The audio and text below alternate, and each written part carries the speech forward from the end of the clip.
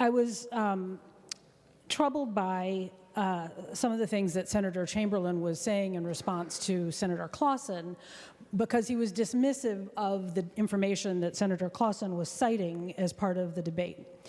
Senator Clausen put forward, it's not just studies that somebody went out and made up, or I don't know. This is meaningful information that reflects on the experiences of similar types of programs in other states as we're considering today. So I think it is our responsibility to give credence to the experience that other states have discovered, or cities, when they have embarked on these kinds of efforts. And I think that the information that Senator Clausen put forward was really worthwhile, because if you listened, and I did, I hope others did as well, the experience is that it doesn't always really work that well. That it does not achieve what is ostensibly the point here, which is to provide opportunities for students who otherwise don't have the chance to go to private schools. In reality, the results show that that's not what happens, that it really just subsidizes the students who were going there in the first place. I would say that this is something that it would have been nice if we would have discussed in the E12 committee, but because this is a significant impact on education, but we did not hear this bill in E12 this year. We've heard it in the past, or other versions of it.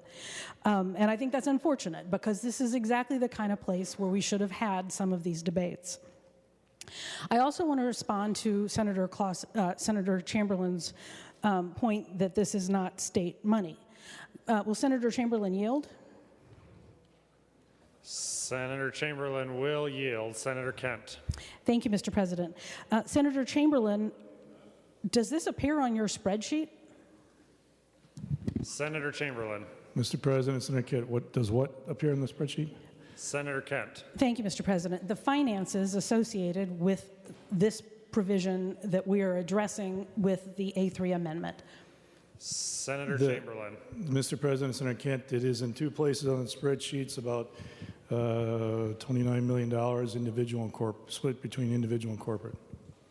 Senator Kent. Mr. President, then I think it's misleading to suggest that this doesn't have anything to do with state finance. And in that end, I go back to what Senator Swedzinski said. We have one very serious mandate from the Minnesota Constitution when it comes to our public schools. Article 13, establish a general and uniform system of public schools.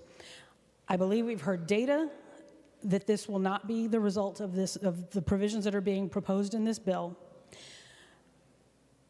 But ultimately, I believe this is just the case that it is not going to strengthen our public schools. It is not going to make them better. It is going to detract. So, Mr. President, members, I strongly encourage a yes vote on the A3 amendment.